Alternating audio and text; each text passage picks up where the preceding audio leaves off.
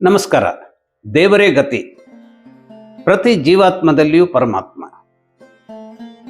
ಧನಯೋಗದ ಬಗೆಗೆ ನಾವು ಚರ್ಚಿಸುತ್ತಾ ಬಂದಿದ್ದೇವೆ. ಈಗ ಕನ್ಯಾ ರಾಶಿಯವರು ಧನಯೋಗದ ಸಂದರ್ಭದಲ್ಲಿ ಯಾವ ರೀತಿಯ ಸಮತೋಲನವನ್ನ ಅಥವಾ ಅಸಮತೋಲನವನ್ನ ಪಡೆಯಬಹುದು ಅನ್ನುವಂಥದ್ದನ್ನ ಈಗ ಚರ್ಚೆ ಮಾಡೋಣ. ಈ ರಾಶಿಯ ಯಜಮಾನ ಬುಧನಾಗಿದ್ದಾನೆ. ನಾವು ಮಿಥುನ ರಾಶಿಯ ಸಂದರ್ಭದಲ್ಲಿ ಹೇಳಿದ್ದೇವೆ, ಬುಧ ಡಾಕ್ಟರ್ ಶಿವರಾಮ್ ಭಟ್ ಅವರ ನೇತೃತ್ವದಲ್ಲಿ ಇದೇ ಏಪ್ರಿಲ್ 30ರ ಅಕ್ಷಯ ತೃತೀಯ ದಿನದಂದು ಅಷ್ಟಲಕ್ಷ್ಮಿ ಮಹಾಯಾಗವನ್ನ ಹಮ್ಮಿಕೊಂಡಿದೆ. ಯಾಗದಲ್ಲಿ ಭಾಗವಹಿಸುವವರಿಗೆ 48 ದಿನಗಳಿಂದ ಪೂಜಿಸಲ್ಪಟ್ಟ ಅಷ್ಟಲಕ್ಷ್ಮಿ ಯಂತ್ರ ಹಾಗೂ ಶ್ರೀ ರಕ್ಷೆಯನ್ನ ಕೊಡಲಾಗುವುದು. ಎಲ್ಲರೂ ಈ ಯಾಗದಲ್ಲಿ ಭಾಗವಹಿಸಿ ಶ್ರೀ ತಾಯಿಯ ಕೃಪೆಗೆ ಪಾತ್ರರಾಗಿ. ಹೆಚ್ಚಿನ ಮಾಹಿತಿಗಾಗಿ ದೇವರೇಗತಿ.com ವೆಬ್ಸೈಟ್ ಅನ್ನ ಪರೀಕ್ಷಿಸಿ ಅಥವಾ ಈ ಕೆಳಗಿನ ನಂಬರ್ಗೆ ಸಂಪರ್ಕಿಸಿ. ಬೌದ್ಧಿಕವಾದಂತಹ ಪರಿಣತಿಯನ್ನು ಕೊಡೋದಕ್ಕೆ ಬೇಕಾದಂತಹ ಸಂಜೀವಿನಿಯಾಗಿ ನಿಲ್ತಾನೆ. ಹಾಗೆಯೇ ಬುಧನ ಸಂದರ್ಭ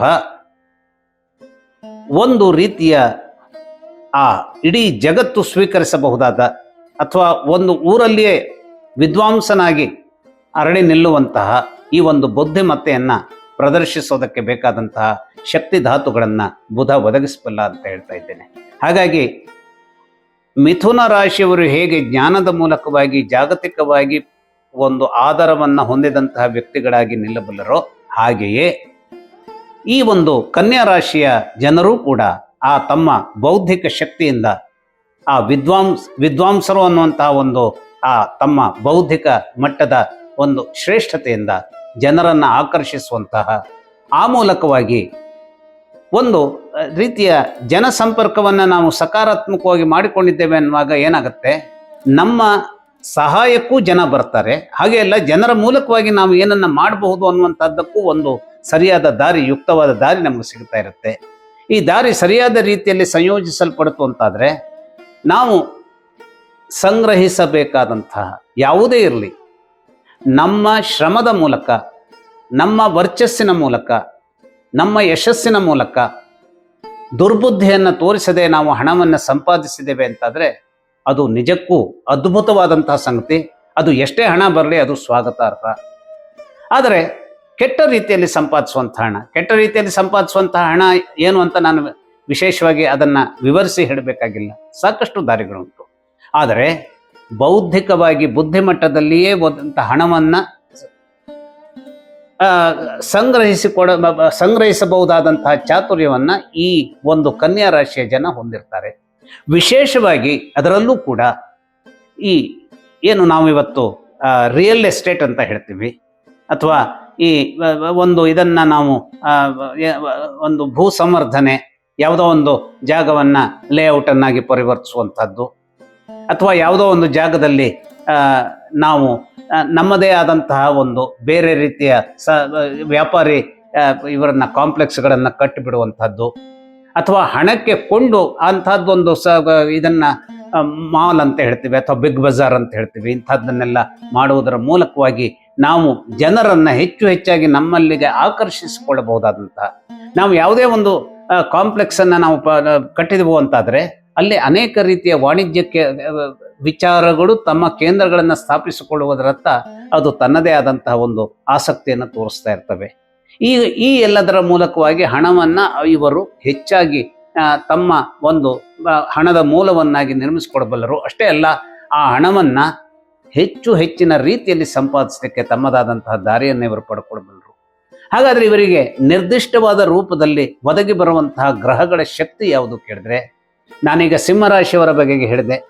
ಸಿಂಹರಾಶಿಯವರು ಹಣಕಾಸಿನ ಮೂಲಕವಾಗಿಯೂ ವರ್ಚಸ್ಸಿನ ಮೂಲಕವಾಗಿಯೂ ಅಧಿಕಾರವನ್ನು ಹಿಡಿದುಕೊಳ್ಳಬಹುದಾಗಿದ್ದರೆ, ಇಂತಹ ಅಧಿಕಾರವನ್ನು ಹಿಡಿದುಕೊಳ್ಳಬಹುದಾದಂತಹ ಜನರ ನಡುವಿನ ಆದರಕ್ಕೆ ಮತ್ತು ಜನರ ಅಭಿಮಾನವನ್ನು ಗಳಿಸಿಕೊಂಡಂತಹ ಈ ಅಧಿಕಾರಯುತವಾದ ಜನರಿಗೆ ಅತ್ಯುತ್ತಮವಾದ ಸಲಹೆ ಸೂಚನೆಗಳನ್ನು ಕೊಡುವಂತಹ ಮಂತ್ರಿಯೋ, ರಾಯಭಾರಿಯೋ, ಅಥವಾ ಇನ್ನೂ ಏನೋ ಒಂದು ಅಡ್ವೈಸರೋ ಅಥವಾ ಕನ್ಸಲ್ಟೆಂಟೋ ಆಗಿ ತಮ್ಮದೇ ಆದಂತಹ ಒಂದು ಧನದ ಮೂಲವನ್ನು ಎಕ್ಸ್ಪ್ಲೋರ್ ಮಾಡುವಂತಹ ಶಕ್ತಿ ವಿಶೇಷವಾಗಿ ಈ ಒಂದು ಕನ್ಯಾ ರಾಶಿಯವರಿಗೆ ಇರುತ್ತೆ. ಕನ್ಯಾ ರಾಶಿಯವರ ಶಕ್ತಿ ಇದು ಒಂದೇ ಅಲ್ಲ, ಇದರ ಜೊತೆಗೆ ಈ ರಾಶಿಯಲ್ಲಿ 3 ನಕ್ಷತ್ರಗಳು ಒಗ್ಗೂಡ್ತವೆ. ಯಾಕೆ ಅಂತಂದರೆ ಇಲ್ಲಿ ವಿಶೇಷವಾಗಿ 3 ಸೂರ್ಯನ ಸಂಬಂಧವಾದಂತಹ ಭಾಗಗಳು, 4 ಚಂದ್ರನ ಸಂಬಂಧವಾದಂತಹ ಭಾಗಗಳು ಮತ್ತು 2 ಮಂಗಳನ ಸಂಬಂಧವಾದಂತಹ ಭಾಗಗಳು ಸೇರಿಕೊಂಡಿರ್ತವೆ ಈ ಹಸ್ತ ಯಾವುದರಲ್ಲಿ, ಈ ಒಂದು ಕನ್ಯಾ ರಾಶಿಯಲ್ಲಿ. ಉತ್ತರ ನಕ್ಷತ್ರ, ಹಸ್ತ ನಕ್ಷತ್ರ ಮತ್ತು ಚಿತ್ತ ನಕ್ಷತ್ರ. ಈ 3 ನಕ್ಷತ್ರಗಳು ಹಾಗಾದರೆ ಏನನ್ನ ಸೂಚಿಸ್ತವೆ? ಒಂದು ರಾಜತ್ವ, ಪ್ರಭುತ್ವ ಅನ್ನುವಂಥದ್ದನ್ನು ಉತ್ತರ ನಕ್ಷತ್ರ ಸೂಚಿಸಿದರೆ, ಹಸ್ತ ನಕ್ಷತ್ರ ಅನ್ನುವಂಥದ್ದು ಸುಹಾಸಕರತೆಯನ್ನು ಅದು ಏನು ಮಾಡುತ್ತೆ, ಎತ್ತಿಗಟ್ಟುವಂತಹ ಒಂದು ಶಕ್ತಿಯನ್ನು ಈ ರಾಶಿಯವರಿಗೆ ಕೊಡುತ್ತೆ. ಹಾಗೆ ಈ ಚಿತ್ತ ನಕ್ಷತ್ರ ಧೈರ್ಯವನ್ನು ಕೊಡುತ್ತೆ. ಹಾಗಾಗಿ ಧೈರ್ಯವನ್ನು, ಅನ್ಯರನ್ನ ತಮ್ಮ ಮಾತಿನ ಮೂಲಕವೋ ಅಥವಾ ತಮ್ಮ ಒಂದು ಗೆಸ್ಚರ್ಸ್ ಮೂಲಕವಾಗಿಯೋ ಸೆಳೆಯಬಹುದಾದಂತಹ ಸುಹಾಸಕರತೆಯನ್ನು, ಹಾಗೆಯೇ ಪ್ರಭುತ್ವಕ್ಕೆ ಹತ್ತಿರದಲ್ಲಿ ಬಂದು ನಿಲ್ಲಬಹುದಾದಂತಹ ದಾರಿಯನ್ನು. ಪ್ರಭುತ್ವಕ್ಕೆ ನಾವು ಹತ್ತಿರ ಬಂದಿದ್ದೇವೆ ಅಂತಂದ್ರೇನು, ಪ್ರಭುತ್ವದ ಜನ ಬರೇ ಪುಗಸಟ್ಟಿಯಾಗಿ ನಮ್ಮನ್ನ ಹತ್ತಿರಕ್ಕೆ ತಗೊಳ್ಳೋದಿಲ್ಲ. ಅವರಿಗೆ ನಮ್ಮಿಂದ ಏನೋ ಒಂದು ಲಾಭ ಬೇಕಾಗಿರುತ್ತೆ. ಆ ಲಾಭ ಯಾವುದು? ನಮ್ಮ ಸಲಹೆ ಸೂಚನೆಗಳು. ಹಾಗಾಗಿ ಈ ರಾಶಿಯ ಜನರು ಸಲಹೆ ಸೂಚನೆಗಳನ್ನು ಪ್ರಭುತ್ವದಲ್ಲಿ ಇರುವಂತಹ ಜನರಿಗೆ ಒದಗಿಸುವುದರ ಮೂಲಕ ಅಥವಾ ಅನೇಕರನ್ನ ತಮ್ಮದೇ ಆದಂತಹ ಗೆಸ್ಚರ್ಸ್ನ ಮೂಲಕವಾಗಿ ಸೆಳೆದು ವಾಣಿಜ್ಯದಲ್ಲಿ ಅತ್ಯಂತ ಹಾರ್ದಿಕವಾದಂತಹ ಬೆಳವಣಿಗೆಯನ್ನು ತೋರಿಸಬಹುದಾದಂತಹ ಗಟ್ಟಿತನವನ್ನ, ಹಾಗೆಯೇ ಧೈರ್ಯದ ಮೂಲಕವಾಗಿ ಅಂದ್ರೆ ನಮ್ಮಲ್ಲಿ ಏನಿದೆ, ಧೈರ್ಯಂ ಸರ್ವತ್ರ ಸಾಧನಂ ಅನ್ನುವಂಥದ್ದು ನಮ್ಮ ಪರಂಪರೆಯಲ್ಲಿ ಹೇಳುವಂತಹ ಒಂದು ಮಾತಿದೆ. ಧೈರ್ಯದ ಮೂಲಕವಾಗಿ ನಾವು ಏನನ್ನೂ ಕೂಡ ಸಾಧಿಸಿ ತೋರಿಸಬಹುದು. ಹಾಗಾದ್ರೆ ಈ ಧೈರ್ಯ ಮತ್ತು ಕೆಟ್ಟದ್ದಾದಂತಹ ಒಂದು ನಾವು ಏನು ಹೇಳ್ತೇವೆ ಅದಕ್ಕೆ, ಈಗ ಆತ್ಮವಿಶ್ವಾಸ ಬೇರೆ, ಆ ಒಂದು ಅತಿಯಾದ ವಿಶ್ವಾಸ, ನಾನು ಹೊಡೆಯಬಲ್ಲೆ, 8 ಓವರ್ನಲ್ಲಿ ನಾನು 100 ರನ್ಗಳನ್ನು ನಾನು ಗಳಿಸುವಂತ ಇದು ನಮ್ಮ ಟೀಮಿಗಿದೆ. ಹೌದು, ಅದು ಆತ್ಮವಿಶ್ವಾಸ ಹೌದು. ಆದರೆ ಕೆಲವೊಂದು ಸಂದರ್ಭದಲ್ಲಿ ಅದು ಸಾಧ್ಯವಾಗದೆ ಹೋದಂತಹ ಇನ್ನೊಂದಿಷ್ಟು ಯಾವುದೋ ಸ್ಥಿತಿಗತಿಗಳು ಎದುರಾಳಿಯ ಬೌಲರ್ನಿಗೆ ಸಾಧ್ಯವಾಗಿಬಿಡಬಹುದು. ಹಾಗಾಗಿ ನಾವು ನಿಖರವಾಗಿ ಇನ್ನು ಆಡಬೇಕಾದಂತಹ ಜನರ ಶಕ್ತಿ ಏನು, ಎದುರಾಳಿಯ ಬೌಲರ್ನ ಶಕ್ತಿಗಳೇನು, ಪಿಚ್ಚು ಅವನಿಗೆ ಕೊಡಬಹುದಾದಂತಹ ನೆರವೇನು ಅಥವಾ ಪಿಚ್ಚು ನಮಗೆ ಕೊಡಬಹುದಾದಂತಹ ಇವೆಲ್ಲದಕ್ಕೂ ಬೇಕಾದಂತಹ ಒಂದು ಬೌದ್ಧಿಕ ಶಕ್ತಿಯನ್ನು ನಾವು ಸಂಪಾದಿಸ್ಕೊಂಡ್ರೆ, ಇದನ್ನೆಲ್ಲ ನಾನು ಉದಾಹರಣೆಯಾಗಿ ಹೇಳ್ತಾ ಇದ್ದೇನೆ. ಮೂಲದಲ್ಲಿ ಇವರಿಗೆ ರಿಯಲ್ ಎಸ್ಟೇಟ್ನಲ್ಲಿ ಅದ್ಭುತವಾದದ್ದನ್ನು ನಿರ್ಮಿಸಬಹುದಾದಂತಹ ಅನೇಕ ರೀತಿಯ ವಾಣಿಜ್ಯದ, ಅಂದರೆ ಇಂಪೋರ್ಟ್ಸ್ ಅಂಡ್ ಎಕ್ಸ್ಪೋರ್ಟ್ಸ್, ಅಂದರೆ ಧನಯೋಗ ಅಂದ ತಕ್ಷಣ ಧನಯೋಗ ತಂತಾನೇ ಅದು ಬಂದ್ಬಿಡೋದಿಲ್ಲ. ಯೋಗ ಇದೆ ಅಂದ ತಕ್ಷಣ ಅದು ಬಂದ್ಬಿಡೋದಿಲ್ಲ. ಆ ಯೋಗ ಇದ್ದಾಗ, ಅದು ಗಟ್ಟಿಯಾಗಿದ್ದಾಗ ಏನು ಮಾಡುತ್ತೆ, ಅದಕ್ಕೆ ಬೇಕಾದಂಥ ದಾರಿಯನ್ನ ಅದು ಸುದೈವದ ಮೂಲಕವಾಗಿ ತೋರಿಸುವಂತಹ ಒಂದು ಸೌಹಾರ್ದಯುತವಂತಹ ವಾತಾವರಣವನ್ನು ಅದು ಮಾಡುತ್ತೆ. ಆದರೆ ಕೆಲವು ಸಲ ದುರ್ಬಲವಾಗಿದ್ದಾಗ ನಾವು ಆ ನಿಟ್ಟಿನಲ್ಲಿ ಯಾವುದರ ಮೂಲಕವಾಗಿ ನಮ್ಮನ್ನು ನಾವು ಸಮರ್ಥಿಸಿಕೊಳ್ಳಬಹುದು, ಯಶಸ್ಸಿನ ಏಣಿಯನ್ನು ಏರಬಹುದು ಅನ್ನುವಂಥ ಸರಿಯಾದ ನಿರ್ಧಾರಕ್ಕೆ ಬರಬೇಕಾಗುತ್ತೆ. ಹಾಗಾಗಿ ರಿಯಲ್ ಎಸ್ಟೇಟ್ನಲ್ಲಿಯೋ ಪ್ರಭುತ್ವಕ್ಕೆ ಹತ್ತಿರವಾಗಿ, ಪ್ರಭುತ್ವಕ್ಕೆ ಅಂತಂದ್ರೆ ನಿರಂಕುಶವಾದಂತಹ ಪ್ರಭುತ್ವದ ಮೂಲಕವಾಗಿ ಅವರ ನಿರಂಕುಶವಾದಂತಹ ಪ್ರಭುತ್ವವನ್ನು ಹೊಂದಿದವರು ಏನ್ ಮಾಡ್ತಾರೆ, ತಮ್ಮ ಉಳಿವಿಗಾಗಿ ಹಿಂಸೆಯನ್ನ ಅಥವಾ ಯಾವುದೋ ಒಂದು ರೀತಿಯ ಕಟ್ಟಳೆಯನ್ನ, ಜನರು ಉಸಿರಾಡದಂತೆ ಮಾಡುವಂತಹ ಸಫೋಕೇಶನ್ ಅನ್ನ ನಿರ್ಮಾಣ ಮಾಡಿ ಜಗತ್ತನ್ನ ಆಳಬಹುದು ಅಥವಾ ಕ್ರೂರತನವನ್ನ ಆ ದೇಶಕ್ಕೆ ತೋರಿಸಬಹುದು ಅಥವಾ ಆ ಒಂದು ಪ್ರದೇಶಕ್ಕೆ ತೋರಿಸಬಹುದು. ಅಂಥವ್ರ ಜೊತೆ ಇವರು ಕೈ ಸೇರಿದ್ರೆ ಇವರು ಒಂದಲ್ಲ ಒಂದು ದಿನ ಇವರು ಕೂಡ ನಾಶವಾಗುವಂತಹ ಸ್ಥಿತಿ ಬರುತ್ತೆ. ಯಾವುದೇ ಇದ್ರೂ ಏನೂ ಪ್ರಯೋಜನ. ಕೆಲವು ದೇಶದಲ್ಲಿ ನಾವು ಅರಾಜಕತೆ ಇತ್ತೀಚೆಗೆ ನಿರ್ಮಾಣವಾಗುವಂತಹ ಸ್ಥಿತಿಗತಿಗಳನ್ನು ನೋಡಿದ್ದೇವೆ. ಜನರಿಂದ ಆಯ್ಕೆಯಾಗಲ್ಪಟ್ಟಂತಹ ಅಧ್ಯಕ್ಷನೋ ಅಥವಾ ಪ್ರಧಾನಿಯೋ ಅವರ ನಿವಾಸಕ್ಕೋ ಅಥವಾ ಅವರ ಆಫೀಸಿಗೂ ಹೋಗಿ ಸಿಕ್ಕ ದೊಡ್ಡ ರೀತಿಯ ಒಂದು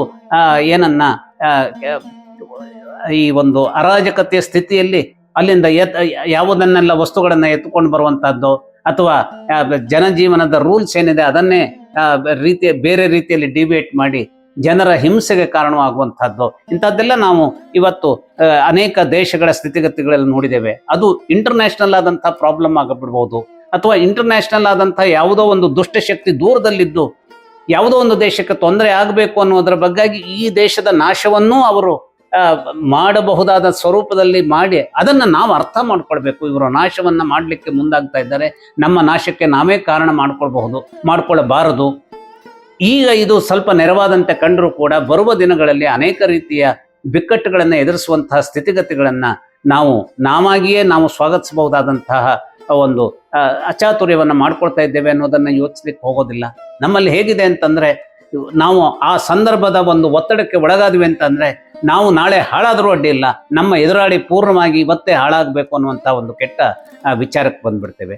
ಆ ವಿಚಾರ ಇವು ಬಂದಾಗ ಏನಾಗುತ್ತೆ, ಅದು ಅವನ ನಾಶಕ್ಕೂ ಕಾರಣವಾಗುವಂಥ ಒಂದು ವಾತಾವರಣವನ್ನು ನಿರ್ಮಾಣ ಮಾಡುತ್ತೆ.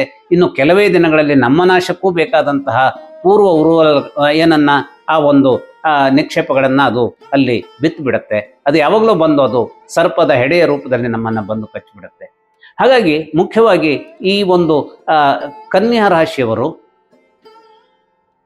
ಸಮರ್ಥವಾದಂತಹ ತಮ್ಮ ಚಾಕಚಕ್ಯತೆಯ ವಿಚಾರವನ್ನು, ಸಮೃದ್ಧಿಯ ಬಗೆಗೆ, ಜನರ ಒಳಿತಿನ ಬಗೆಗೆ ಬೇಕಾದಂತಹ ರೀತಿಯಲ್ಲಿ ತಮ್ಮ ಹೆಜ್ಜೆಗಳನ್ನು ಇರಿಸಿಕೊಂಡು ಹೋಗುವಂತಹ ವಿಚಾರವನ್ನು ಮಾಡಿದರೆ, ತಾವು ಒಳ್ಳೆಯ ರೀತಿಯ ಸಲಹೆಗಾರರಾದರೆ, ತಾವು ಒಳ್ಳೆಯ ರೀತಿಯ ಈ ಭೂ ವ್ಯವಹಾರಗಳ ಸಂಬಂಧವಾದಂತಹ ಒಂದು ವಿಚಾರಕ್ಕೆ ಕೈ ಹಾಕಿದರೆ, ಅಥವಾ ದೇಶಗಳಿಗೆ ಏನು ನಾವು ಆಯಾತ ನಿರ್ಯಾತ ಅಂತ ಹೇಳ್ತೀವಿ ಅಂತಹದ್ದಕ್ಕೆ ಇವರು ಒಂದು ವ್ಯವಸ್ಥಿತವಾದಂತಹ ಯೋಜನೆಗಳನ್ನು ಹಾಕಿಕೊಂಡ್ರೆ ಇವರ ಜೀವನದಲ್ಲಿ ಅನೇಕ ರೀತಿಯ ಯಶಸ್ಸನ್ನ ಧನ ಸಂಚಯನಕ್ಕಾಗಿ, ಧನಯೋಗದ ಒಂದು ಸಂವರ್ಧನೆಗಾಗಿ ರೂಪಿಸಿಕೊಡೋದಕ್ಕೆ ಇವರಿಗೆ ಸಹಾಯವಾಗುವಂಥ ವರ್ತಮಾನ ನಿರ್ಮಾಣ ಆಗುತ್ತೆ.